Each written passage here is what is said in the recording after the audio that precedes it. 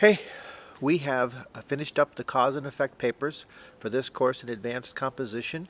We have finished working with forensic argument and fact-based argument.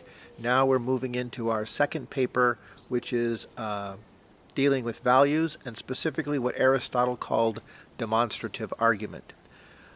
Let me start by building a bridge from fact over to value. If I say that capital punishment is practiced in the majority of the United States of America, I've stated a fact that can be objectively verified. But if I say that capital punishment is beneficial for society, that it's a good thing for society to have capital punishment, then I've made a value statement. Are you with me? If I say that there are over 100 colleges in the California community college system, again, I've stated a fact that can be objectively verified. But if I say that UC and CSU systems provide a better education than a California community college, again, I've stepped into the realm of value. Now, I'm still taking information from Barbara Warnick and Edward Inch in their book, Critical Thinking and Communication. Edward Inch and Barbara Warnick have defined values as, quote, fundamental, positive or negative attitudes towards certain end states of existence or broad modes of conduct, end quote. Now, we all have values by which we live and order our lives. These values have developed over time into a value system, which again, Inch and Warnick call, quote, an enduring organization of beliefs, end quote. Now, this enduring organization of beliefs will be fairly stable hierarchically for most of our adult lives. That is, a young adult who has been athletic throughout schooling typically will continue to be athletically inclined in his or her adult life. However, for short periods of time in our lives, we may reprioritize our values. For example, most college students at my school value free time with their friends and family, and they will continue to value free time and family with family and friends for most of the semester. But right before midterms and right before final exams, many of those students will reprioritize their values and prioritize their education over time spent with their family and friends. They want to make sure they pass their classes so they can move forward. In other words, our values determine our choices. Now, not only individuals, institutions, communities, cultures, nations will maintain value systems as well. I know that many college students want a good career in a well-paying position, but as you prepare to transition into that well-paying position, it may become more important for you to work for a company or an industry that shares your values. Now, in some cases, we may argue that something is good or bad. That's a value argument. We may argue that something is beneficial or harmful.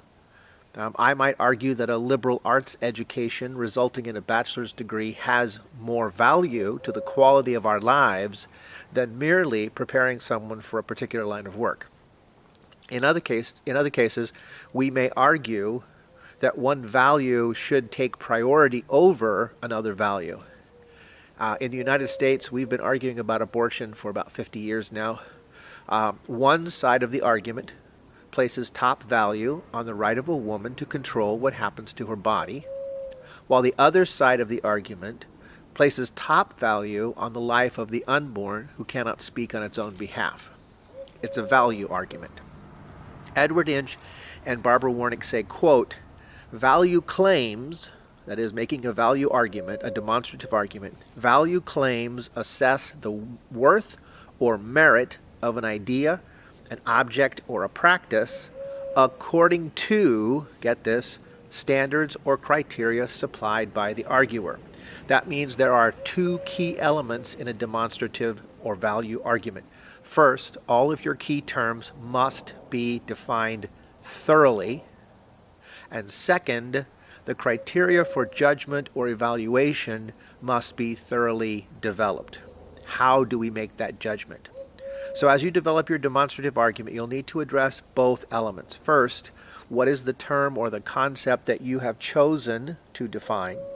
And second, what is the criteria for judgment or evaluation which leads to your conclusion that that term or concept is important or critical to success in your chosen career? So, for this demonstrative argument, you will select a key term or concept from your field of study or anticipated career.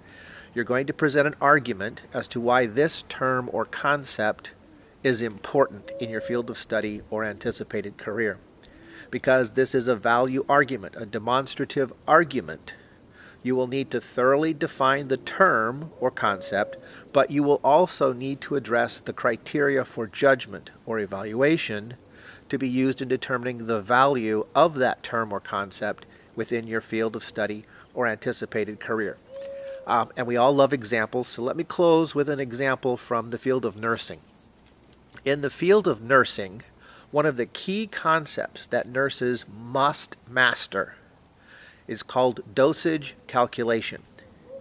Now, I'm taking some information from New River Community College in Virginia. Dosage calculation involves, quote, conversions between and within metric, apothecary, and common household units of measure used in medication administration, end quote. But it also includes, quote, pediatric dosage calculation based upon weight and body surface area, end quote.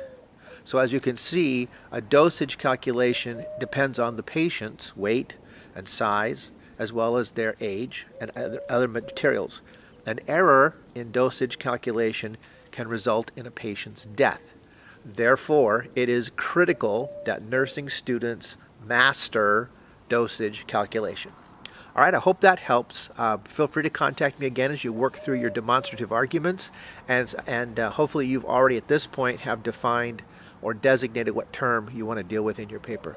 All right, good.